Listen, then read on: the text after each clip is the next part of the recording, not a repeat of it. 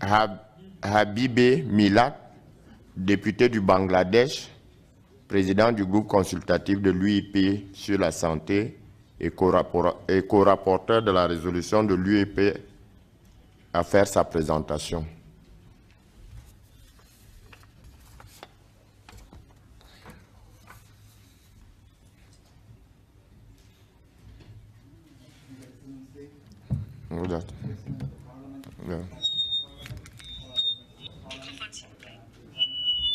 Micro. Thank you. His Excellency, the President of Pan-African Parliament, Honorable MPs of Pan-African Parliament, distinguished guests, ladies and gentlemen, good morning. It's my pleasure and also privilege to be here to speak in front of this August gathering.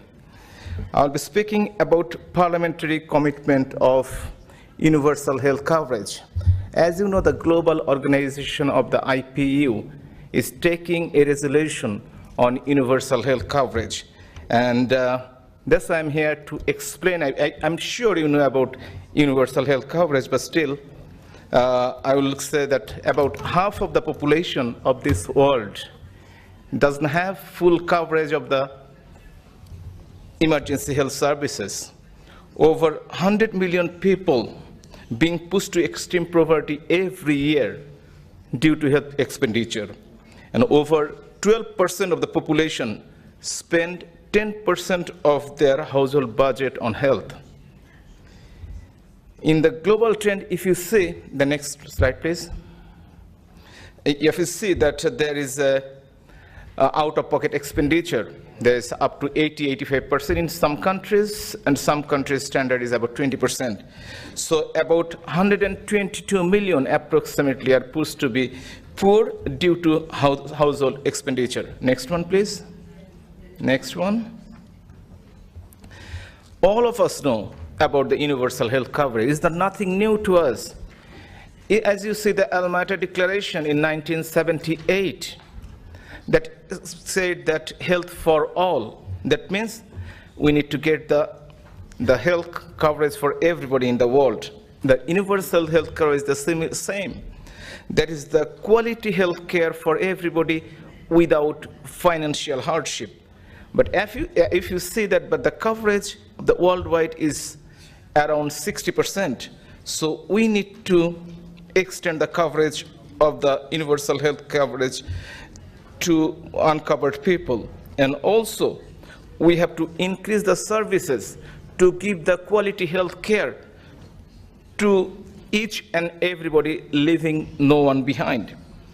But the main issue is that the financial hardship, and that we need to reduce the cost, or we need to find out a way that we can give health care to each and everybody on this universe. If we want to give the universal health coverage, we need to develop and strengthen our health system. To strengthen our health system, we need to increase budget, proper utilization of the budget, and also prevent corruption, and also increase the health manpower and quality of the health cover, including the infrastructure, to achieve the universal health coverage. If we cannot achieve universal health coverage by 2030, the Sustainable Development Goal, which we all of us agreed by 2030 will be complete Sustainable Development Goal, but that's not going to happen if we leave universal health coverage behind. As you know that, next slide please, next. Yeah, as you see that as the SDGs, there are 17 goals, 169 indicators, all of us knows. But number 3, next please. Number 3 and next is the good health and well-being, but it's not only the good health of well-being, it's not related to only one issue.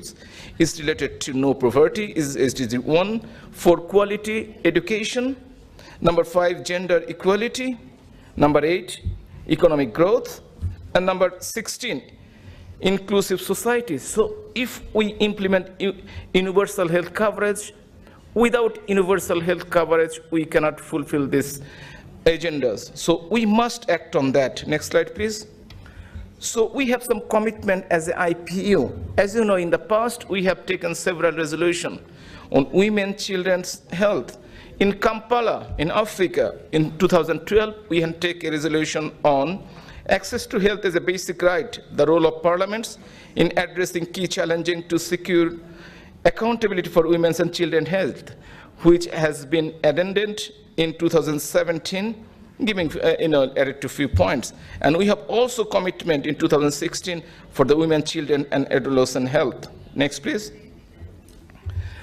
Now we have a global commitment. As you know, that United Nations in 2017 has taken a resolution that they will be discussing in a high-level meeting in 2019, this year in September.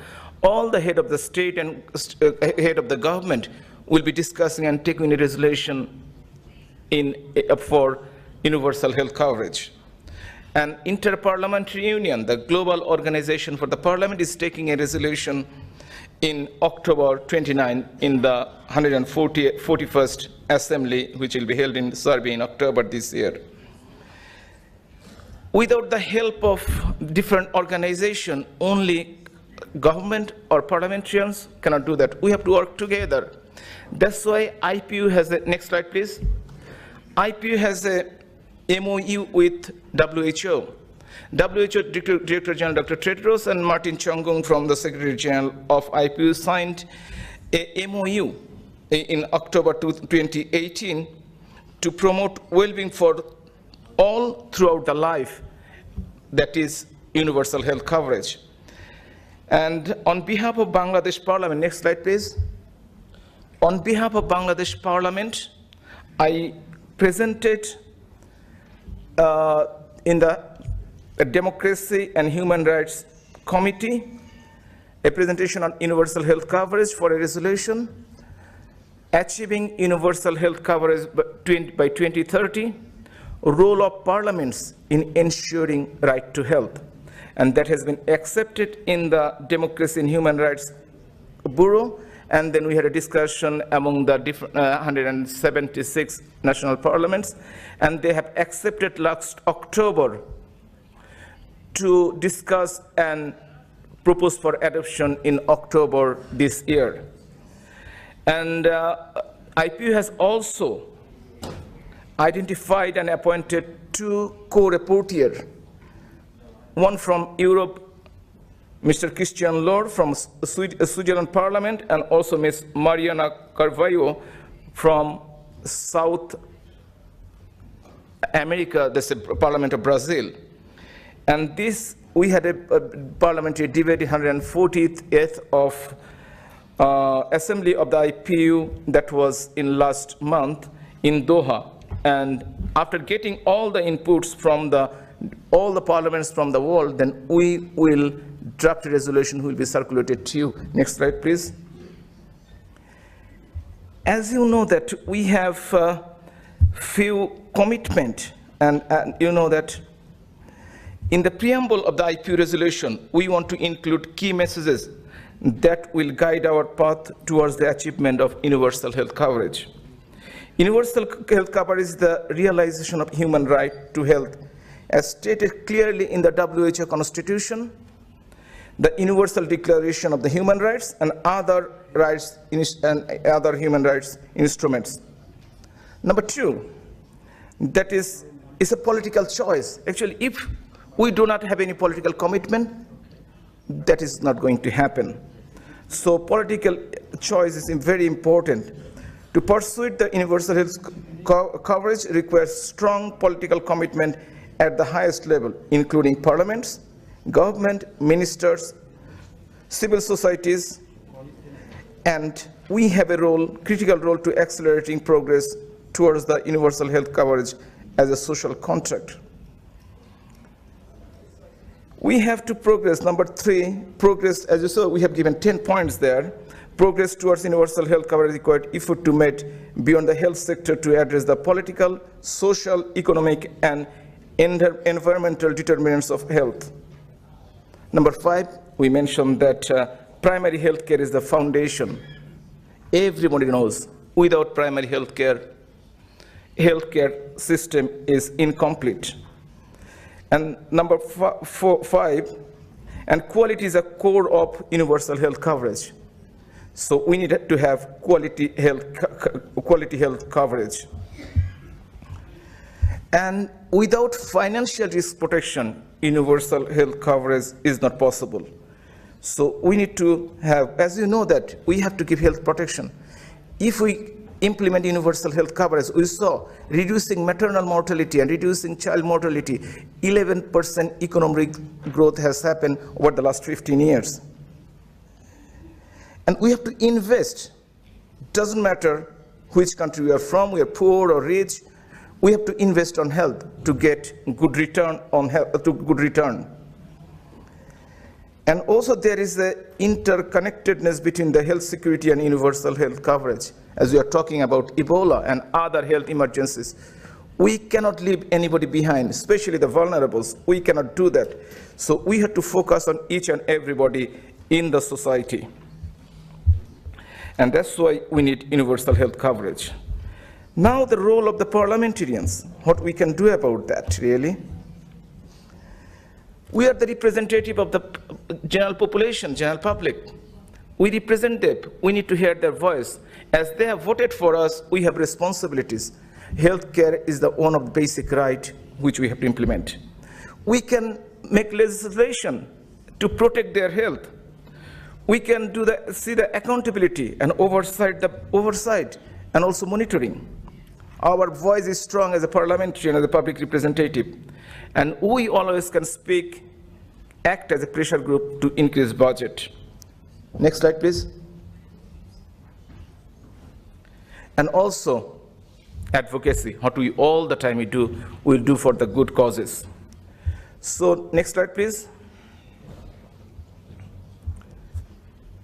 So on this slide, I included critical areas for action for which I would be pleased to receive your inputs. As you know that as a parliamentarians of Pan-African parliaments, parliament anywhere in the world, we need your input. We need that how can we help people by creating a legislation. And also Pan-African Parliament can help to us to implement in different countries in this area. This slide shows that resolution will need to include an overarching call on the parliaments to support the achievement of universal health coverage as a political choice. It will also need to concentrate action to respond to the agenda of leaving no one behind. And we'll need to identify the action in terms of legislation, as I told before. It's a repeating, but that's the most important. We need the resolution action-oriented. We don't want to be a piece of paper that probably will not come for any help. We want it action-oriented, and we need the commitment of the parliament that if we take the resolution, we will implement. Action also required to commitment to take example with the Astana Declaration on the primary health care, and financing is the key. We need to increase the financial, as the Abuja Declaration, we have done that already, but most of the countries world is not actually implementing. And accountability, there's prime possibility to give sustainable commitment taken. We can work with partners, different partners, with parliaments, government, non-governmental organization. We should have the mechanism to create, once resolution is adopted, to promote, monitor, and implementation in the country level, and especially this where organization like Pan-African Parliament can play a critical role. Next slide, please. I'm almost end of my presentation. So now, what timeline for the IPU resolution? As you know that we have, it has been accepted for discussion in last October. It has been discussed in the Assembly in April. Now, from April till end of September, all the Parliament has a right to give input in that. All the Parliament will receive a draft resolution after 1st of July. and we'll be waiting for the response until end of September. And in the Assembly, in 13 to 17 October, finalization of and adoption of the resolution, hopefully in the 141st IPU Assembly. Now, what we have opportunities, like I'm really, really grateful for the African Parliament to giving me the opportunity to speak in front of this August gathering, just to tell them that we need to do something for this world. We need to implement universal health coverage for everybody and each and every country. As you know, the Partner for Maternal and Newborn Child Health Forum, they had a meeting in New Delhi with the parliamentary and other stakeholders, and they discussed and they supported us. And also in January, February, there was a WHO executive board meeting. On behalf of IPU, present that resolution, and they supported that. And this month, on the 23rd, there's a WHO Assembly, and there will be a technical briefing with Interparliamentary Union and WHO on this universal health coverage. Those who are attending, everybody is invited. And we need more consultation. And also 24th of May, we'll be doing interparliamentary lunch. We'll be inviting all the MPs to attend and discuss and give their input for the draft resolution. And activities around the globe is happening. Next, in June 23rd, 24th, in Tunisia, EMRI region WHO is organizing meeting with the first meeting on universal health coverage. In Fiji, in South America, in Delhi, in Africa. So everywhere we are doing a good consultation that everybody can give the input, and we need to do a good law. And also there's a huge commitment from the head of the state and head of the government that there will be high-level meeting in September, United Nations. Last slide, please. And thank you, Mr. President and the honorable MPs to give me the opportunity to talk in front of you. Thank you very much. Thank you.